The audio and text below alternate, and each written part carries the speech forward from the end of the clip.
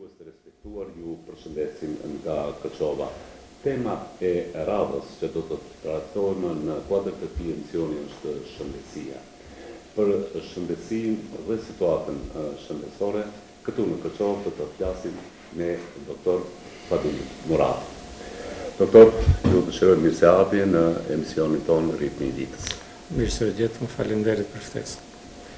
Do të doja fillimisht të flasim për biografinë tuaj, që nga fillimi, domethënë, që nga shkolla e Tuhinit ku ju edhe keni lindur, shkollimi më të thjeshëm deri në specializimet që keni realizuar në fushën e shëndetësisë. Po, si fillimi përshëndes të gjithë shikuesit e televizionit tuaj. Unë në shkollën fillore e kam kryer në fshatin Tuhin të Kërçovës. Pastaj vazhdova shkollimin e mesëm në gjimnazin atëhershëm Mirko Milevski. Dhe pas asaj vazhdova fakultetin e mjekësisë në Universitetin e Prishtinës në Kosovë. Deri në vitin 89 e kreva fakultetin e mjekësisë. Pastaj punova si mjek i përgjithshëm në ordinancën të cilën vetu detyrova ta hap në atë kohë, vitin 93. Edhe pas 5 vitesh punë si mjek i përgjithshëm vazhdova me specializimin në lëmin e mjekësisë interne në Fakultetin e Mjekësisë në Shkup.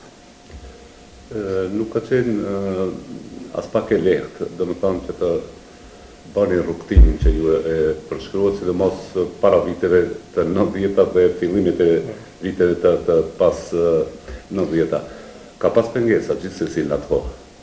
Po, gjithsesi kemi pas pengesa, për shembull pas kryerjes fakultetit të mjekësisë, u detyrova të pres për punë për gati 3 vjet, edhe jo me dëshirën time personale të filloj në fushën e mjekësisë private faktikisht, ose të hap ordinancën private të mjekësisë në atë kohë, por për shkak se nuk u pranova si studenti i Prishtinës, në atë kohë isha i padëshirueshëm. Në atë kohë paradjikoheshin kuadrat nga Prishtina dhe nuk u pranova në spitalin e përgjithshëm të Kërçovës dhe u detyrova në vitin 93 të hap ordinancën e parë ose një ndër të parat private në Kërçovë.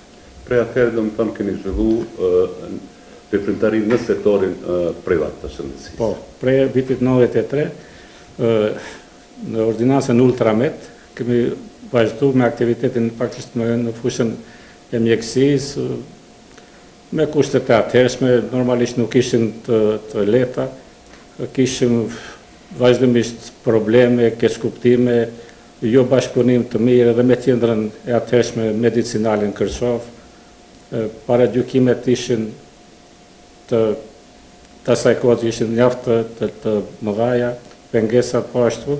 Me po besoj se ja kemi dalë, se ne kemi në qendër të vëmendjes ka qenë pacienti, shëndeti i pacientit, edhe sa kemi mund të ndikojmë në parandalimin e smundjeve të cilat trajtoheshin. Është shumë e rëndësishme ndërmarrja e masave preventive për pacientët.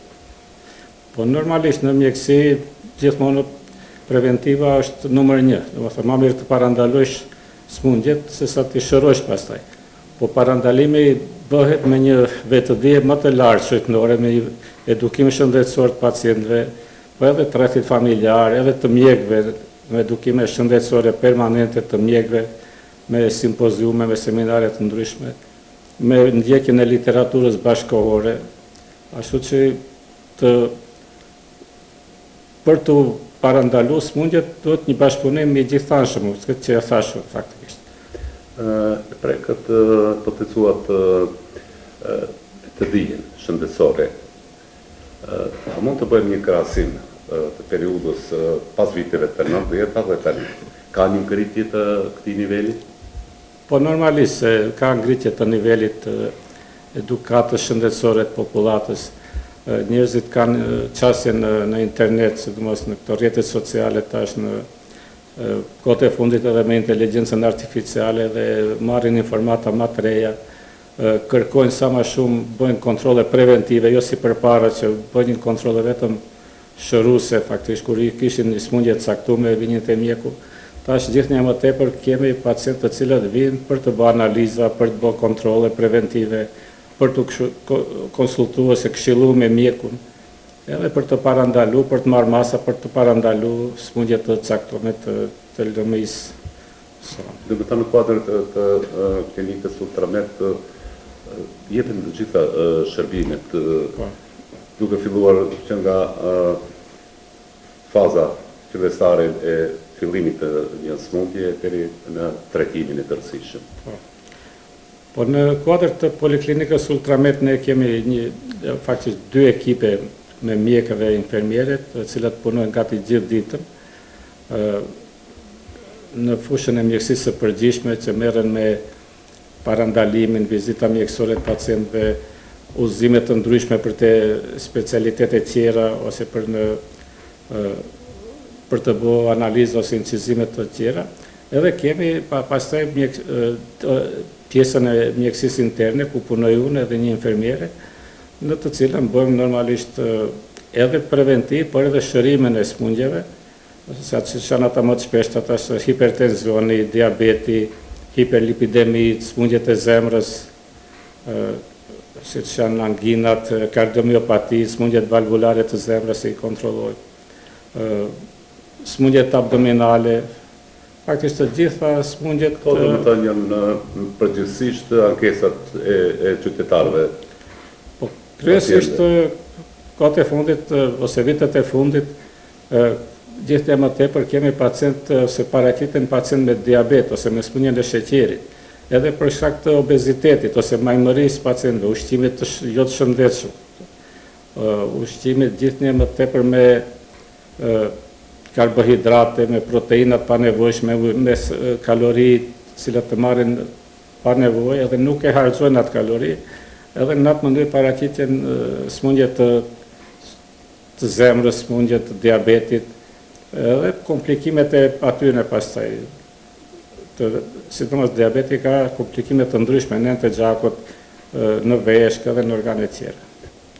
Në kuadrë të Poliklinikës Ultramed, që para 3 vitesh kemi filluar edhe me degën e stomatologjisë, ku është i punësu doktor Dardan Murati, i cili si stomatolog i ri me mjaft sukses vazhdon punën me parandalimin e smundjeve dhe trajtimin e smundjeve të djegës së stomatologjisë, po ashtu që para 3 viteve kemi filluar edhe me aktivitetin laboratorik, ose kemi hapur edhe laboratorin biokimik për analiza të gjakut, ku bëhen një gamë madhe analizave laboratorike, të cilat janë në një saksi të konsiderueshme. Sa ka pasur ndikim ndotja ekologjike e hapësirave tona për smundjet, për ankesat e qytetarëve të Kërçovës?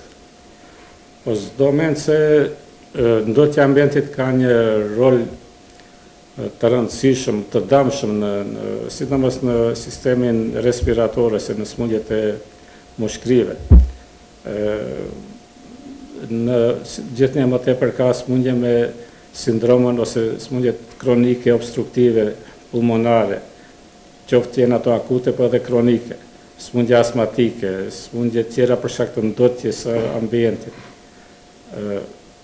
Nuk është njësoj si të jetosh në një ambient të pastër edhe në një ambient të dotër.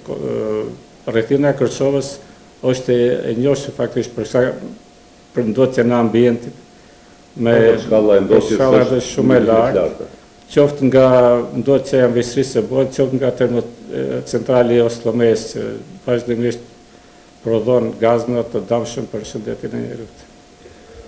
Pak më parë përmendet raportet e asaj kohe të periudhës së pas viteve të 90-ta me spitalin, me qendrën medicinale të Kërçovës.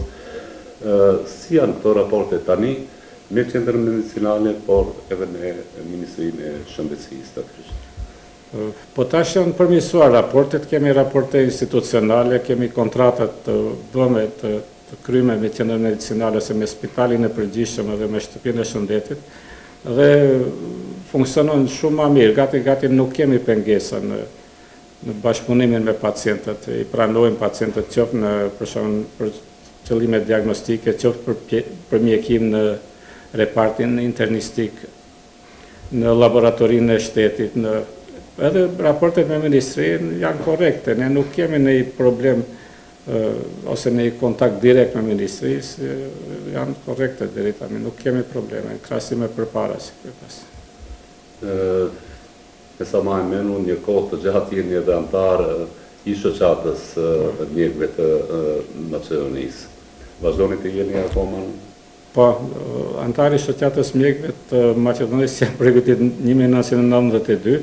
Faktikisht një grupi kërçovar, një grup mjekësh e kemi themeluar se nismëtar të themelimit të shoqatës mjekëve shqiptar në Maqedoni. Tash jam antar aktiv i shoqatës. Normalisht shoqata është rritë të zhvillu shumë më tepër dhe luan një rol shumë të rëndësishëm. Kryesia tanishme e shoqatës në krye me profesor doktor Nevzat Elezin ka bërë një punë të mrekullueshme në këtë drejtim. Një pjesë e mirë e antarëve ose të kryesisë qendrore që janë të inkorporuar edhe në odën e mjekëve të Maqedonisë dhe kanë rol kyç edhe në vendimarrjen bashkë me mjekët tjerë në vendimarrjen e odës së mjekëve të Maqedonisë edhe për interesat të mjekëve shqiptarë. Në siguri ka një planifikim vjetor për aktivitetet që i zhvillon në shoqata e mjekëve në Maqedoni.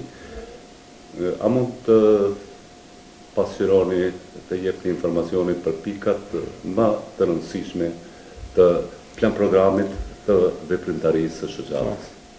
Po në radhë të parë do të kisha potencuar se shoqata boton revistën shkencore Medicus, një revistë shumë të rëndësishme me impakt ndërkombëtar.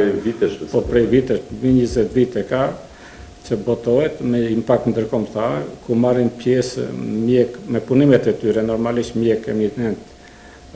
Po mund të them edhe nga regioni, si përveç nga Maqedonia, edhe nga Kosova, nga Shqipëria, po edhe nga Malizia dhe vende të tjera.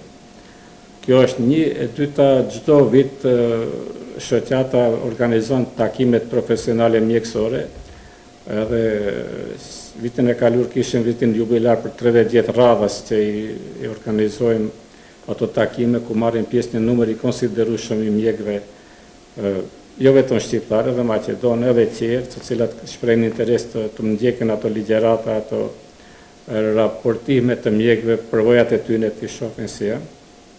Edhe po ashtu e kisha potencuar se edhe çdo vit mbahet manifestimi i ditës botërore të shëndetësisë, faktikisht në 7 prill, shoqata organizon përveç darkës solemne, para darkës organizohet edhe kuvendi vjetor, me po kohët e fundit organizohen edhe nga 2 ligjërata për mjekët të cilët duan të ndjekin ato ligjërata faktikisht në kuadër të edukimit permanent shëndetësor.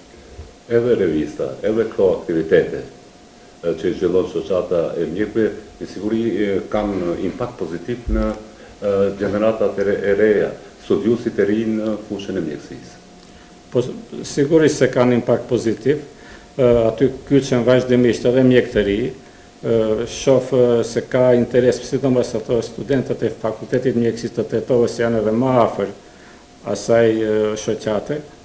Po edhe mjekë të tjerë të cilët janë në rrethet të ndryshme, mirë po këtu kisha bërë një apel edhe të mjekët e ri, të cilët nuk janë kyçur të kyçen në shoqatën, të jenë domethënë aktiv edhe në aktivitete shoqënore, humanitare dhe profesionale.